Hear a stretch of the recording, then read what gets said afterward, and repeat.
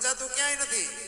રામકથા ને દેવી ભાગવત ને શિવ પુરાણ ને એ બધું વંચાતું હોય. ભાગવત મહાભારત વંચાતું નથી ક્યાંય, પણ ઘરો ઘર પગી ગયું છે.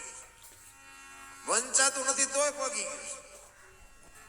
કૃષ્ણ પરમાત્માએ દુર્યોધનને એક જ વાત કરી હતી.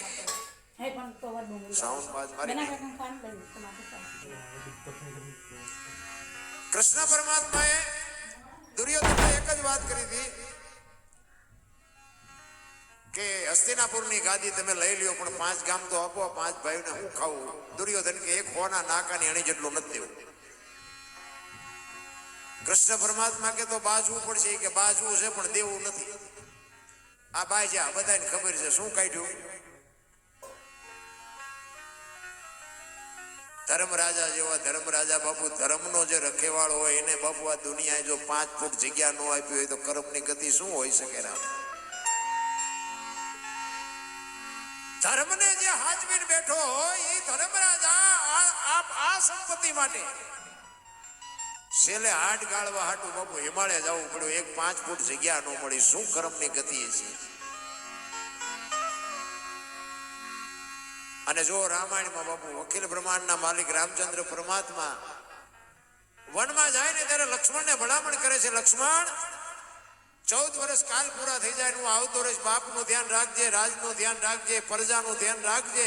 અને તેથી લક્ષ્મણ કહે છે રામચંદ્ર પરમાત્માને, મોટા ભાઈ મર્યાદાનો ભંગ થતો હોય તો મને માફ કરજો, પણ તમે મારા બાપ છો ને સીતા મારી માં છે. મારા મા બાપ વનમાં જતા હોય તો અયોધ્યાનું રાજ જેને જોઈને મુબારક.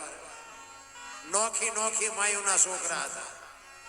અયોધ્યાની ગાદી બાકસના ખોખા ઘોડે રખડતી હતી, કોઈ ધણી નહોતો. નકર અયોધ્યાની ગાદી એટલે દશરથ તારો દરબાર, ઇન્દ્ર જેની આશા કરે. તેથી ભાઈઓ વિનાનું બેકાર કડવું લાગે કાગડા. અયોધ્યાની ગાદીનો કોઈ ધણી નહોતો. રામ તેથી આજ આપણે જોઈ તો આપણને એમ થાય કે એક વેચ જમીન આટલું હગો ભાઈ હગા ભાઈને મારી નાખે. તો આપણને એમ થાય કે રામાયણ ક્યાં ગઈ? એક જાય ઉપર ને એક જાય જેલમાં. જમીન તો અહીંયા પડી હોય.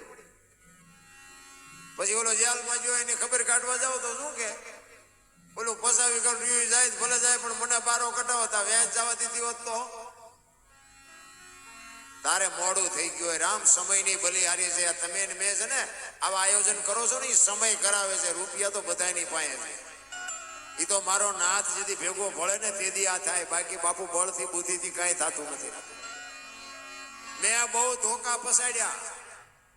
હું મારો પરિચય આપું. ખટારાનો ડ્રાઈવર હતો. ખટારાનો ડ્રાઈવર તો ઓગણીમી કોમ ન કહેવાય. એને કોઈ પાણી પાય? આ તમે હેઠા બેઠા છો ને અમને ઉપર ચડાવ્યા છે, નક્કી થાય છે કઈ? આ સદગુરુની કૃપા છે. આ એમના મળે એવું જ નથી. રામ દુનિયા આખી મથે છે. નકર મેં તો ઝઘડા સિવાય કઈ કર્યું જ નથી. સારું કામ જ નથી કર્યું જિંદગીમાં. કોઈ સાધુને સીતારામે નથી કર્યા, મંદિરમાં નથી ગયો, કોઈના દહની નોટે નથી આપી. પણ મુદ્દો મેન એ હતો કે મેં મારા મા ને મારા મા બાપને મેં જાળવાની, એમાં મારો મેળ પડી ગયો. એટલે મારો અનુભવ છે.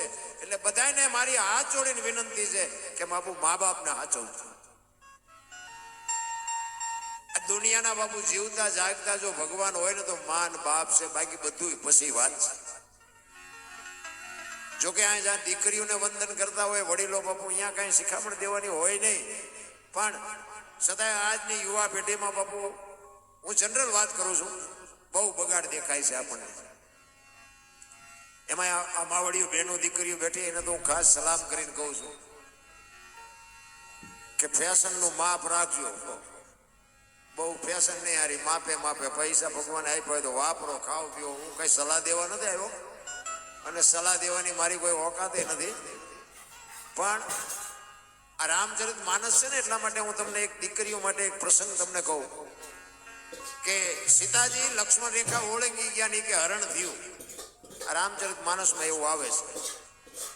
અને જો એક બીજી વાત કહું કે આ બધા કે એ વાત હું કરું છું, આમાં આપણે કઈ આપણી પાસે પુરાવો કાંઈ છે નહીં. આ કોઈ પાસે એવું ન વિચારતા કે તમને આ બધી ખબર જ હશે. રામ વનમાં ગયા હતા એ આખી દુનિયા કહે છે, એટલે હું કહું છું ભાઈ કે રામ ગયા ત્યારે હું અહીંયા નહોતો. આ પછી હવારે ફોન કરો ડખા થાય. આ તો બધું વાયેલું છે. આખી દુનિયા કે એટલે આપણે કહી બાકી આપણે રામને ખબર નથી, રામ વનમાં જલસા કર્યા હોય દુઃખી થયા હોય, મારો રામ જાણે, એ આપણને ખબર નથી.